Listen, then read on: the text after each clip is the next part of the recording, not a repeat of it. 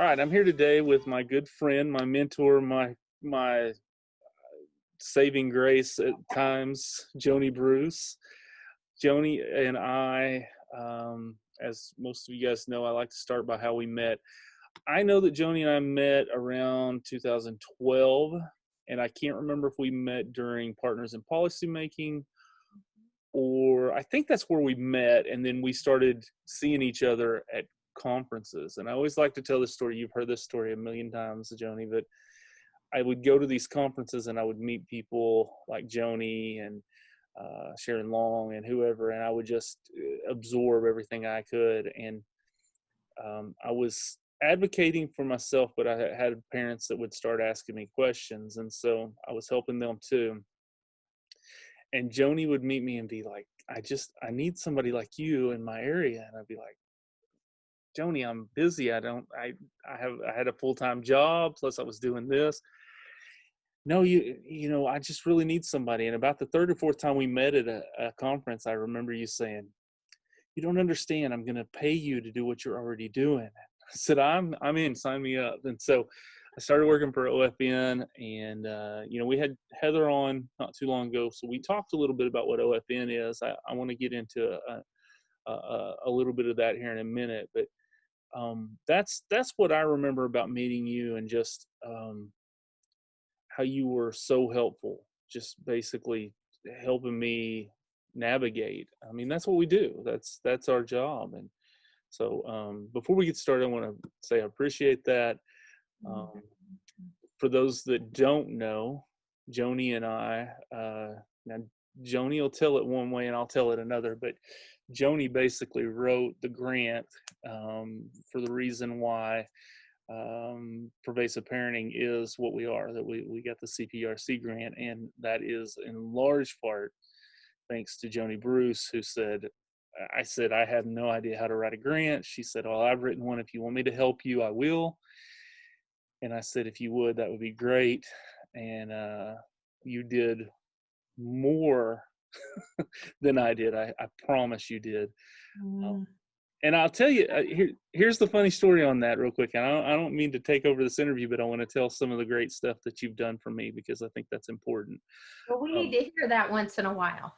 Well, we're making a difference once in a while. I was just telling somebody this morning, I can't remember who it was, but that you were on vacation when you were writing this. Do you remember this?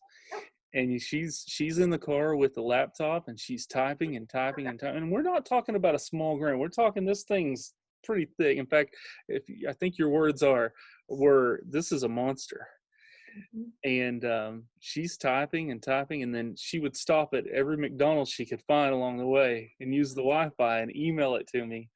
And then I would, make some changes, add some things to it, and then I would send it back to her. And when she stopped, she would get an email and send an email. And we were going back and forth like that. But neither one of us honestly knowing whether or not we would get this. And I didn't think we would, but I thought it would be something we could look at, and then the next time, redo it. And luckily we got it. And it's been 4 years. We're going on our 5th year.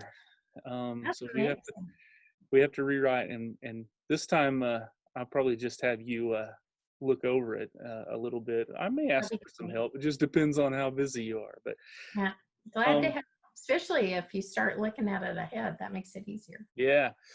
So Cody, that's a great story, because what I would suggest to the families who have ideas like you do is, don't just keep them to yourself. Throw them out there, because there may be someone who has written another grant that they could actually sit down and help you do it, because all the ideas came from you. If I remember right, the reason I said it was a monster is because the federal grant that Oklahoma Family Network has is through the Human Resource Services Administration, through that's called the Family to Family Health Information Center, which is under Maternal and Child Health Bureau.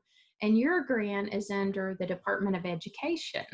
And I'd never written an education grant. So I think that's why it felt like a monster. But once you kind of jump into it, you find out they're basically asking for the same thing. They just use a little bit different language.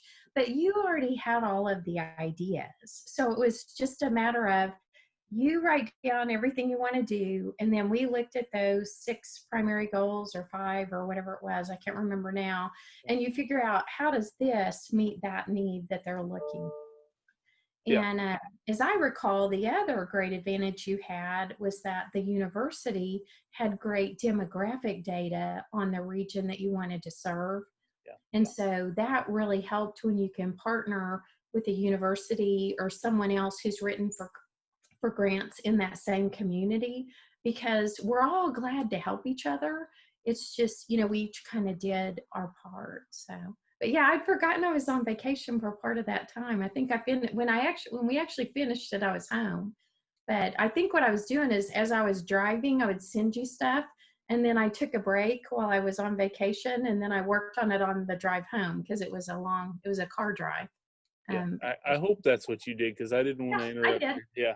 No, I didn't work. As I remember right, I think we were hiking in the Rockies, and there is no way I could have done much work then, because we were playing hard. So it Yeah. was good. So um, tell me your story. How did you get started? Well, my start came 23 years ago. It does not feel like that long. You will blink and you'll be there. And my husband and I had a little boy named John Cameron, and he was born at about 36 and a half weeks.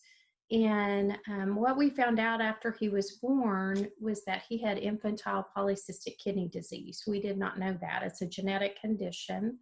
And people don't know that you're going to have a child with. Now they would know within pretty good certainty. Families will get diagnoses in utero, because there's some real classic signs of it. But when I was pregnant with John Cameron, back then we did have level 3 ultrasound, and they could tell that his kidneys were a little bigger than normal, but they were still in normal range, and everything looked like it was functioning right. So we really walked into the delivery room thinking that we were going to have a healthy baby. I just had real low amniotic fluid, and they said, we got to get him out of there. So I had a C-section, which I hadn't never done before. So that was kind of new. We had a 4-year-old daughter, Ellen. And so the day after he was born, he was rushed to the NICU. And, before Jay could even get back there and scrubbed and all of that, he was under a hood with oxygen, but within a pretty short period of time, he was on a ventilator. And there's something called an oscillating ventilator that Oklahoma City only had about 5 of them. I mean, now they have tons of them. But, they had to find one. There was one at another hospital not far away, so they brought it over. And so that's how he lived for 55 days. And while he was in the NICU, one of the neonatologists, Dr. Ed Coe, came and said, I want to start a network. He kind of had an idea of 3. And it was, I want to start a family network that's statewide. I want them to learn how to advocate not only for themselves, but help each other advocate. Very much like exactly what OFN does today. He had hoped that we would have a legislative arm. So if there were policies or legislation that needed to be enacted, that these families would come together and really support those efforts, and to ensure that services and supports were what people needed. And again, his vision was just NICU. And so that was they actually started meeting as a group. He kind of had 25 parents that he'd handpicked that had gone through the NICU at Integris Baptist in Oklahoma City. And they started meeting in November of 96 and incorporated. And then after John Cameron was born, January of 97, and they started meeting as a board that year, and then wrote the 501c3 application to the IRS. So they became an IRS, a 501c3, shortly after John Cameron died in March of 97. In June of 97, we had our first support parent training. Dr. Coe actually took money right out of his back pocket and flew in Vermont Parent to Parent, which at the time was one of the, and I think it's very strong still, it was probably the leading parent to parent. And Nancy Devenair, who was their director, was actually starting Parent to Parent USA, which is kind of the technical assistance national organization to help parent-to-parent programs that have matching programs to match families with like experiences for emotional support. So initially we were parent-to-parent. We were the parent-to-parent in Oklahoma around health issues, which also falls into education issues because oftentimes a child's health issues affects their education. And so we pretty much will take any call, you know, that families call if they have a child with special needs. So that's kind of how we got started. In December of '97, I was one of few stay-home moms that Dr. Coe felt like I had a marketing degree. I'd been a pharmaceutical representative for 10 years. And he just said, you know, you have the skills to move this forward. And it was very obvious we couldn't keep doing it with all volunteer help. It was getting very hard. We knew we couldn't grow any bigger. We couldn't move outside of just helping families who are at Integris Baptist. And so they hired me in December of '97. I was just doing some odd jobs, working at a Mother's Day out and that kind of thing. And so they hired me in December of '97. I didn't get a paycheck for a while. I just kind of kept a tabulation of my hours. But eventually we started a founding partners campaign. And so we started raising funds so I could get paid a little bit, at least to help pay for the Mother's Day out for my daughter. And then the next year, my son, our son Christopher was born. And we had the privilege of adopting Chris because of a social worker at OU Children's Hospital that worked at the Oklahoma Infant Transition Program. We had become good colleagues and friends, and she had adopted one of her granddaughters who had very special needs. She came through support parent training in June of '98 and called me a little later and said, my granddaughter's pregnant. If you and Jay are interested in a private adoption, because we were going through a little agency in Tulsa. After you have $1 million+ baby, you don't have a whole lot of money for an adoption. Not that we did before that, but we sure didn't after. And so we ended up getting to, we found out about Chris right before the 4th of July of '98. He was born August 6th, and we took him home on August 7th.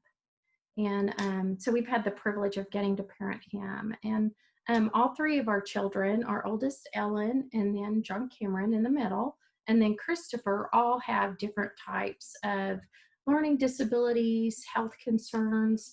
You know, Chris had like 5 or 6 surgeries on one of his eyes before he was 7 years old. His eye just did not work right. So, and has dyslexia, dysgraphia, a number of things, ADHD, sensory auditory processing. And then Ellen, our oldest, what we didn't realize is while we were walking through having a child very sick in the hospital, and then after, she appeared to be grieving very normally. But as you might remember, there or may not, people may not know, there was not a lot of therapy. Play therapy just started to emerge about the time that John Cameron died. And so people in Denver and Dallas and New York, you know, they were doing that, but it really wasn't available. It became available in Oklahoma City around the Murrah bombing. The Murrah bombing brought in, which Ellen was 2 then, so it was 2 years before he died, but there just wasn't much developed yet. And even at the Murrah bombing, everything that was developed was only for those kids that had had either a parent pass away or a grandparent, or they were actually a part, like in the daycare center or the Y or something like that. So there still wasn't really therapy for children that were 4. There's an organization called Calm Waters that was here then, but they served no children under the age of 6. So it just put us in an awkward place. But I'd say my very first advocacy was Ellen could not go into the NICU at Baptist because their rule was no one, not even siblings, went in until they were 6 years old. And so we advocated, we went through the ethics committee. I don't know what all Dr. Coe had to do, but he finally, the week before John Cameron died, was able to get all of the hoops jumped through. And, you know, he was there 55 days, and it took until about day 47 before Ellen got to go. And unfortunately, she had asthma and became sick after she got to see him one time. so she didn't get to go back. But that was kind of our initial advocacy. Was first it was, I want to talk to another mom. Well, we don't do that because of privacy. We didn't have HIPAA quite yet. It came a little later. But, well, we can't do that. We can't match you. We can't connect you to another mom. That's illegal. We can't. I said, no, if you call that mom and tell her you have a mom and they say it's okay, then you can connect us that way. And so it took time, but I actually got to talk to a mom that was real sweet that had a little boy 18 months before John Cameron was born. So we were pushing, which caused Dr. Coe to want us to be a part of that original group, which became our original board. And so we just did NICU work. We expanded to Mercy, Baptist, Children's, and Norman Regional by the spring of '98.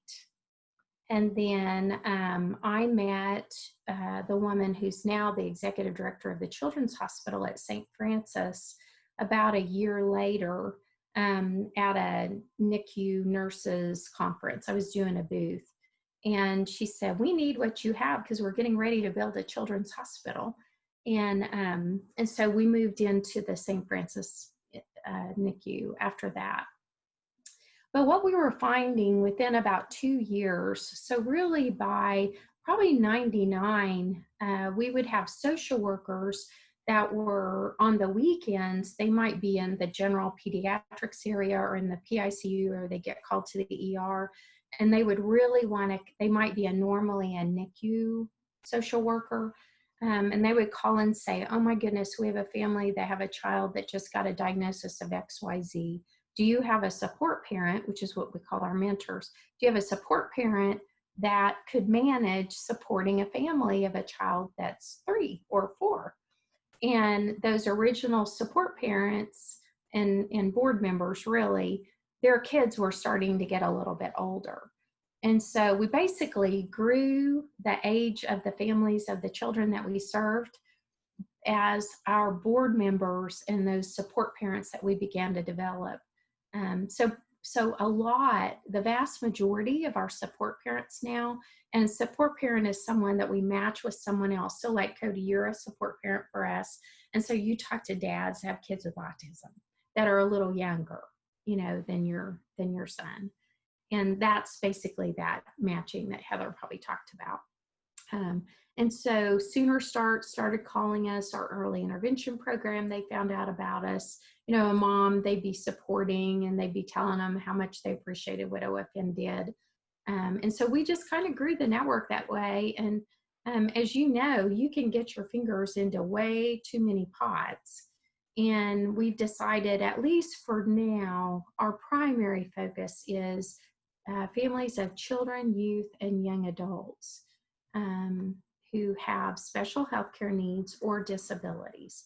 And so the Maternal and Child Health Bureau definition of special health care need is any child who requires more help at school or more health care than their peers. So it can be a child with a food allergy, with leukemia, autism, challenging behaviors, oppositional defiant, ADHD, it doesn't matter what it is. If they require a little more help at school or a little more health care than their peers, those would be families that we serve. And what was interesting is we merged with a network that Heather helped to start, and Tracy Cook, who actually works at Integris now. But a network they started, we actually merged the two they started in 2000, we merged in 2002. So Neonatal Parent Network of Oklahoma is what we were called, but we were in the process of changing the name because it didn't fit what we did anymore. Because not all of the families had their child ever been in NICU, because we would find them through doctor's offices or through Sooner Start, through schools, other ways. So when we merged, we changed the name of the network to Oklahoma Family Network because we didn't want people to think it was only for parents, because it can be an aunt that spends a lot of time with Chris that just wants to understand how can she be a better caregiver or caretaker when she has the opportunity to keep him. And so we serve foster parents, birth families, just interested neighbors that want to know more, or maybe they babysit in the afternoons, or, we'll support anyone, or somebody just wants to know more about, um, a genetic syndrome because it's not something they've ever known of, and they have a neighbor with it, they can call and we'll help them get, like, where is the national organization, if there is one, connect them to another family that could say, here's some things that would really help me if someone wanted to help me. So that can be real helpful. So. Tell me, who were your mentors? Who are your mentors? Well, I would say early on, that was one of the things I was going to mention about when we wrote the Family to Family Health Information Center. The way that came about is Heather and I had the privilege of going to the Parent to Parent USA Directors Meeting. And we were able to do that because the Developmental Disabilities Council of Oklahoma gave us we found out that this conference was going to happen. It's only for directors. And the Developmental Disabilities Council actually has funds that will help families go to conferences that they want to come back and give to the state, and we'll talk to their legislators about what they learned and the needs of people with disabilities and that sort of thing. And so they helped us fund flying there, staying in the hotel. They paid part of it, we paid part of it, OFN raised funds. And so it was kind of a triad, so you have a partnership here. So Heather and I had a stake in it, the DD Council helped, and then OFN came up with the other part. But that opened our eyes tremendously, probably very much like the first time you got to go to your federal grantee meeting. At that point, Family to Families didn't have a grantee meeting. But we found out at that meeting that the Family to Family Health Information Center grant was out. However, it was due like in 3 weeks. And you can only imagine, having never written that grant, we'd actually literally thrown one together that CMS wrote that was a similar grant. It was just awful. We probably got the lowest points ever for anyone. But the difference between this was we were very connected to the Center for Learning and Leadership, and then Lewis Worley, who used to run Sooner Success and worked very closely at the Child Study Center to help develop a number of programs there, being a dad of an adult daughter with disabilities. And so Lewis and then Vonda Martin, who since has retired, they gave up Saturdays during the week, so as we were developing that grant. And I kind of think, because you watched me work with you on your grant, I think very logically. So the first thing I did is, Vonda kind of gave me some ideas. Don't get too far into the grant until you do your budget. I think I told you that too, because you don't want to write all this beautiful narrative and then go, oh my gosh, there's no way we can fund all of that. And so you kind of have to put a budget to it and then go back and fill in. Then you have your goals, and then you figure out what you can do money-wise, and then you go back and kind of fill in the grant. So she taught me that. So I felt like I remember when I was helping you, I texted her because she was retired, and I said, okay, I finally have a chance to give back. It's that pay it forward, if you will. She helped me, Lewis helped me, and then I was able to come back and help you do the same. But I think one of the smartest things we did, though, was do that have an advisory that helped us even before, and let us, Lewis had an advisory that was made up of the same group of people that we needed. So he gave us a couple of his meetings, one very early in the writing, and then we went back and told them what it ended up looking like after the fact, so they could see we used their ideas, and then they could see if we did get the grant, how that would work out. And interestingly enough, we were at the Joining Forces conference when we found out that we got the grant in 2007. So it was the first year that we'd done the Joining Forces conference. And of course, we wrote that conference into the grant. So the first year we did, we had no money. We had to do it with nothing. It was just, what would everybody give us to help? And so it really was a collaborative effort, and it still is. It still is. So so that grant allowed us to add people out in the regions. And so we found people like you, although we found you much later, but some of the people may know Monica Ronnie. who lives out in Guyman, and she worked for us for many years now. She helped find Shanda, and now Shanda's doing it out in the Panhandle. But it was kind of like with you, Monica already had a support group. She was doing things out there. I kept going to coalitions trying to find someone out there that was already doing things. And people are so private, they want to share any parent's information. So it takes you 3 months, to get them to finally get the person to call you or whatever. So that really helped us move exponentially. We had a couple of little contracts, one with the Department of Education. They helped us fund just a little parent conference that we did several years that was focused on early intervention. And then we had eventually got funding from the Department of Human Services. And then now we have contracts for all different things. And the piece that really got moved greatly forward the year we wrote the grant was the family leadership and the family professional partnerships. Family Voices came in at the request of our Title V in Oklahoma, which is the Children with Special Healthcare Needs area of Department of Human Services, and then Maternal and Child Health Department at the State Health Department. They requested, they had kind of been beat up a couple times at grant reviews, and they said, we need help getting this family leadership, family involvement going.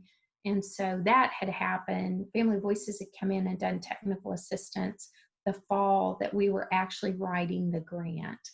And, everyone felt real good about that grant needed to be written, OFN needed to write it, and then move all of that forward in addition to the family support. And so our network, we kind of look at what we call 3 buckets of support. First is emotional support. So that's that parent-to-parent matching, that peer-to-peer support. All of our staff who touch families, actually all of our staff, have a child, youth, or adult with some kind of special healthcare need or disability. And so you get that peer-to-peer support that way. Then support groups, sib shops, a lot of the same things that you do, which is why we wanted to hire you, because you were already doing it. And then the second bucket is information and training. And so that's conferences, trainings, connecting families to information and resources. And then the third bucket is advocacy and leadership. And that's where we try to, initially you learn to advocate for your own child, right? That's where I started advocating so that John Cameron had his needs met, so that I could talk to another mom who had a child with PKD, and then advocating for Ellen, our daughter, so that she could actually go in the NICU and meet her brother before he passed away. And so that's really where our advocacy starts. So we all start in that inner circle, right? And then when we were ready, we started supporting other families as support parents. And so that's the next ring. And I know you've seen me do this presentation probably umpteen times. So you move to that next ring. And then when you begin to support other families, you see how you're different, how you're similar, how they may have some needs you don't have. But the more you talk to families, the more you find out what the needs collectively of people in Oklahoma are that are raising kids and adults with any type of need, these types of needs.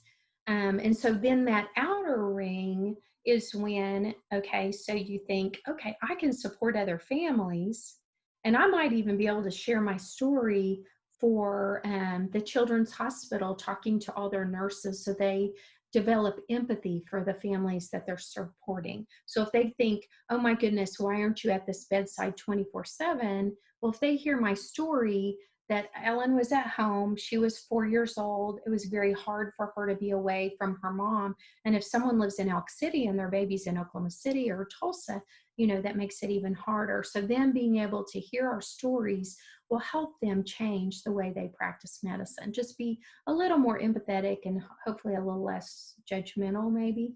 And so they might move to that ring, and then they say, I love helping one family at a time. It's awesome. It's wonderful.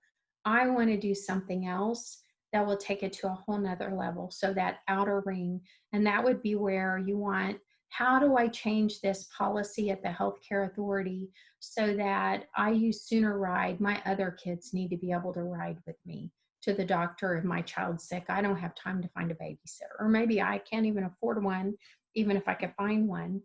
And so we actually helped the healthcare authority start what's called a member advisory task force. And that's the parent and individual advisory for the healthcare authority. So we bring forward different things that ways that if Sooner Care could change, or even just the functionality of it. If their website doesn't work well, if their online registration doesn't work well, they can bring those needs. So that's kind of that outer ring where you think, now I don't want to just help one family at a time. I want to do something that's going to make a difference for a lot of people in the state. So it might be helping them identify, well, first of all, look at themselves and say, do I have the skills to sit next to a division director at the Department of Health or the Department of Education? Would I feel confident doing that?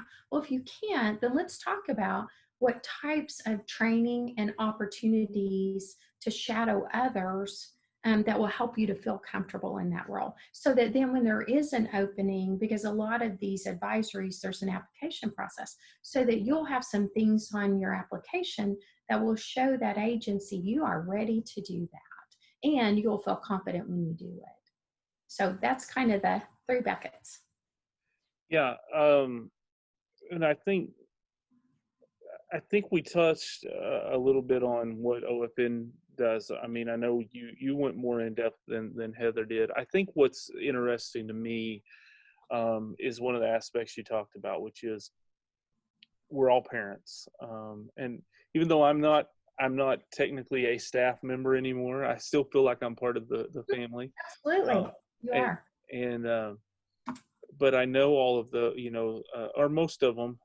You've got some new ones that I haven't met yet, but you take from those areas, so, because who knows those areas better than, us that live in those areas. But you also take somebody that's had experience navigating the system, trying to find the things that they need. I also like the fact that you have a Native American, what would you say, staff member, or what, liaison, if you will. Right. And then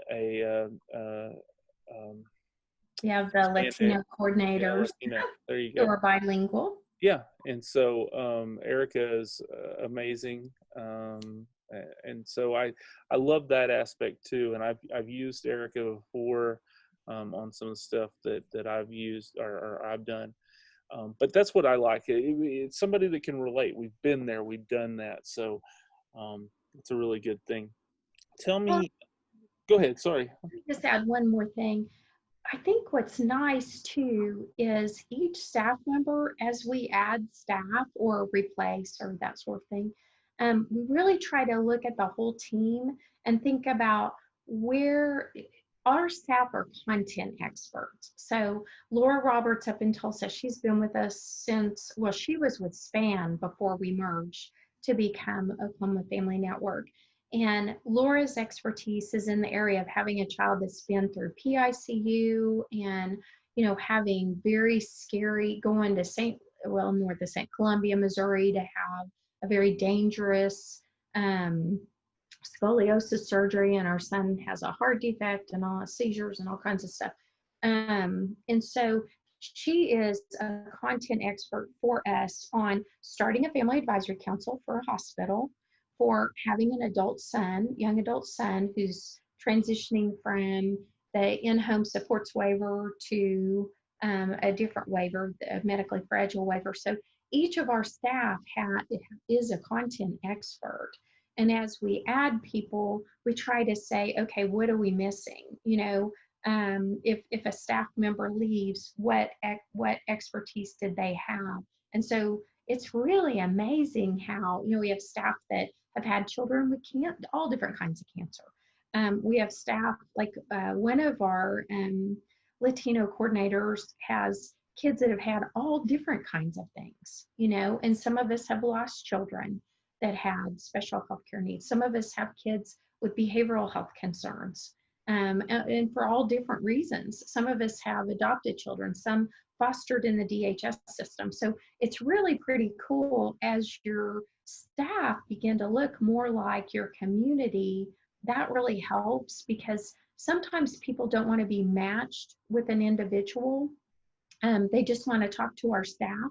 But what one staff member can do is say, you know what, why don't you talk to Joni Bruce? She has worked her way through and helped, her child get those kinds of services. And, you may not want a support parent, but how about if I just connect you to one of our staff that has had that experience? We try to connect them with another parent because that opens up a whole nother world. If that person lives in their community and they had the same kindergarten teacher that their child's getting ready to have, they can give them tips. If my child didn't go to kindergarten there, I can't give that kind of expertise or support or just tips and tricks and that kind of thing. So I didn't want to miss that because I think there's some value in that. We have NICU coordinators that focus on supporting families in the NICU and transitioning home. And then they get connected to that regional person that helps, that knows the resources in their area, wherever it is that they live. Yeah, and then you've got the mental health side of things. Yeah, oh yeah, There's I love certainly, that. yeah, I love that. lots of stuff. Um, Two-part question here. What's the best piece of advice that you've received, and what's kind of your go-to advice that you give to parents? Um, Probably my best advice for people that are wanting to really move outside of just advocating for their own child, so I'll take that first, would be set boundaries. I am not good at that. And I usually what happens is I get to a point where I just kind of crater and I don't have a choice. I gotta I gotta take a break. And we have a saying at OFN, and we've really had to lean back on this. Probably most of my staff can say it by heart, but it's do what you can, when you can, where you can, and no guilt. Because for instance, I just had an opportunity. I haven't even answered them. I've got to do it. It came on Thursday or Friday. But there's a national organization that asked me to play a role as a mentor for some family leaders. And they've never let anyone do it. I went through a leadership institute called Maternal Child Health, Public Health Leadership Institute. And so University of North Carolina at Chapel Hill put it on for maternal and child health at the federal level. And so I got to go through that. It was an amazing 1-year training. But this organization, all of their family mentors have always been from their leadership institute. They've never let people, even though it's under the same umbrella, they didn't let them mix. So what a privilege to get to mentor other leaders. You get to go to, all these trainings and conferences with them and support them and helping them along. And that's one of my very favorite things to do is come alongside a new family leader and just share what I've learned and all of that. And, I have to say no. And it's very hard, because had it been 3 or 4 years ago, I'd have jumped at the chance. But I've learned, I'm going to turn 59 this year. And so not only do you just not have as much energy as you have before, but our network needs me. I need to focus on OFN and get the things done that need to be done now, just because we have a lot going on. And the whole COVID thing just added a whole nother level, because not only are you trying to support your staff, because they all have kids and they all got to homeschool, for a period of time, and they didn't feel called to do that, but they didn't have a choice. It just happened. And so I really feel like right now we need to help kind of stay close to home and support our staff and keep our network on track. So as people have opportunities, step back, ask yourself the question, ask the person that's asking you to take on this leadership role, even if it's very prestigious, even if it's, oh my gosh, they may never ask me again. Step back and say, what would this really mean? Tell me the amount of hours, how many meetings, what time of day are the meetings? Where are the meetings? Is it a possibility to Zoom in if something happened and my child I was just at a place where I felt like I needed to be a little closer to home and that kind of thing. Um, that is really important that you do that, because if you don't, not only are you not going to be any good where you are, where you finally had this opportunity to do something that sounds, really prestigious, and you're thankful you had the opportunity, but you're not going to be any good at home either, because you're not going to be able to manage the things that you're doing there. And then if you have a job in addition to all of that, which a lot of us do, you're not going to be able to be your best at that either. Because what I have learned over time is, if you'll pass when it's important, it's pretty likely it'll come back around. I've had several things that I've had to say no at, and I had an opportunity to go on a national board a few years ago that sometimes in hindsight I think, oh, maybe I should have done that, but I shouldn't have. It wasn't the right time for me to do that. And actually, I think what it did is it made them respect me even more, because I said, when I do things, I do them whole hog. I don't go halfway on anything. And if I'm going to be on that board, I want to make sure that I have the time, the energy, the effort, and it's not going to hurt my home, and it's not going to hurt my work, if I do that. And I knew at that moment in time, if I did it probably would have hurt both. It was a busy time at OFN, and it was a time in my life at home that I needed to not have my attention diverted somewhere else and having to travel and that sort of thing. So I think that's probably the best advice I could give to young leaders or even seasoned leaders. You don't have to say yes to everything. Just say yes to the things that it's the right time, and then it'll come back around. If it doesn't, call me and I'll help you find something else. So when it is the right time, because we could probably connect you somewhere. From a personal perspective, I would say don't do what I did. When my daughter was in middle school, and so my son was 6 grades behind her. They would see the back of my head and my face would be in the computer, and they'd be kind of just milling around me, especially in the summers. But I would be in the car on the phone when they were coming home from school. And finally, and I'm very thankful for this, I think my daughter was in like 7th grade, and it was during a time that from a mental health perspective, she was getting better, but still really struggling. And she said straight up to me one day, "You love your job more than us." And I was like, oh my gosh, I hated that. And so, kind of the other saying at OFN is family first. And when someone calls me and says, I really need to go help my mom, or I really need to just take a day and do something with my child because they're feeling like I'm working all the time, I'm like, don't you dare apologize. You just say, it's mental health day, it's PTO day, it's whatever. You don't even have to say, just say, I need it. No questions asked. And do that. Don't let your kid, don't work all day and then advocate all night and not take care of home. Because if you're married, that husband-wife relationship or your partner, that is number one. And then your kids need to be number two. And then your work and your advocacy needs to be behind that. And I got that out of kilter. I'm struggling right now because I've had so much going on with the conference that we just finished, and just trying to support staff through what we've had, and have a very engaged board that want to do all these things. And it's all good. But boy, it was tough because I had to tell a board member last week, I'm sorry, I can't, and they're like, what do you mean you can't? What do you mean? You can always. I'm like, no, I really can't. We're going to have to put this off a little bit. But, no guilt. Say no when you need to. Put your family first. That other stuff will come back around. It will. And like I said, if it doesn't, you call me. I'll find you a spot. I really will. I think that's what you just said is something that I've borrowed for the Pervasive Parenting Center when I started, which was, I'm going to do things. Obviously, I'm going to do them my way. which is one thing that I appreciate about you was I remember you asking, do you want to write this under OFN, or do you want to write this separate? And I told you, I said, look, I really think I want to do this myself because I've always wanted to.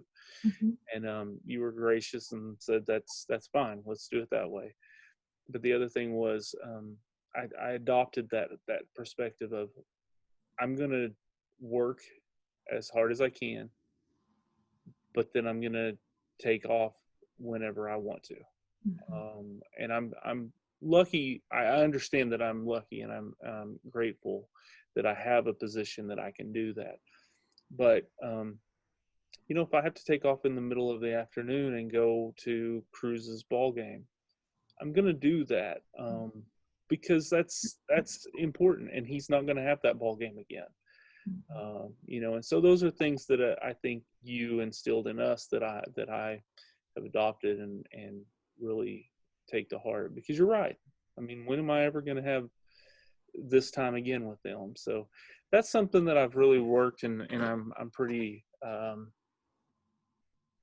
adamant about. And you're right. Family comes first. This is a job, and I love my job, but it's just a job. Yep. And it's a meaningful job, Sure. and Sure. I think that's why it can get out of sorts really easily. Yeah, well, and I think if you now, I know you remember, some of the people that are watching this may not, but the first year when we got the grant, I almost worked myself to death, because I thought, I have to do this. I have to make this work. I have to make sure that I'm doing. It's yes to everything. I'm not going to turn anybody down. If you call me, I'm going to go. And Mm-hmm. after the first year, Terry, who works with me, I know you know Terry, but some of you out there, Terry and I looked at each other and I said, I can't go at this pace all the time. I have to back off because, we were trying to get the name out. We were trying to be established, well, we got established pretty quick, and people knew us, and people are calling us constantly. And if you wanted me to come to, the middle of nowhere and do, even if it was outside of our range, I didn't want to tell anybody no, because it's important. And I don't want this to sound bad, but what I'm talking about is important. What I'm advocating for is important. So I want you to hear it. But then it got to where, okay, I can't go to the Wagners, and no offense to anybody in Wagner, but if it's a 2-hour drive for me to go speak, and I'm missing my son's t-ball tournament, or I'm going to say no. And I, like you said, I'm not going to apologize. It's now what I do is I'll call around. I'll try to find you somebody else that'll come. Because I've said this to a lot of people that I've done these interviews with. We're a network, and I love this network. You and Wanda and Heather and Sharon and whoever, all these people, Angela Donnelly, all these people that we know, the Ann Trudgeons and the Aaron Taylors, and we can call and we can find somebody that can do this. It's not like we're the only ones that do this, and we're training more people. You're training people constantly, and so I'm not the only one that does this. I'm just maybe the most known in this area right now, but that doesn't mean somebody else can't come in and do it. So You're doing a great job. well, thank you. I want to wrap up with this. I've told you this many times before, but Joni Bruce, you are my saving grace. I can never repay you. I honestly could never repay you for all that you've done. The Pervasive Parenting Center, the families in this area, thank you. And you're still here a lot. I see you in Poto a lot, and we thank you for that, honestly. And I thank you for your friendship, for your mentorship. Thank you for everything you've done for me. Well, you are very welcome, and I could help support you because others did the same for me. And I think that's the whole point of this is pay it forward. The next time somebody else comes under your wing and maybe they want to start a support group in Wagner or something like that, I know you're always willing to just say, well, I'll share with you what I've learned. And I'm always willing to even share the stuff I wish I hadn't done, because unfortunately sometimes we learn some of our hardest but important lessons that way. So, but we're proud of you. But Cody, you do an awesome job. You've got great partners, and you are a good partner. So Well, that helps so much. well, We just thank you. are in this together, aren't we? Yes, we are. Thank you for doing this today. I appreciate it.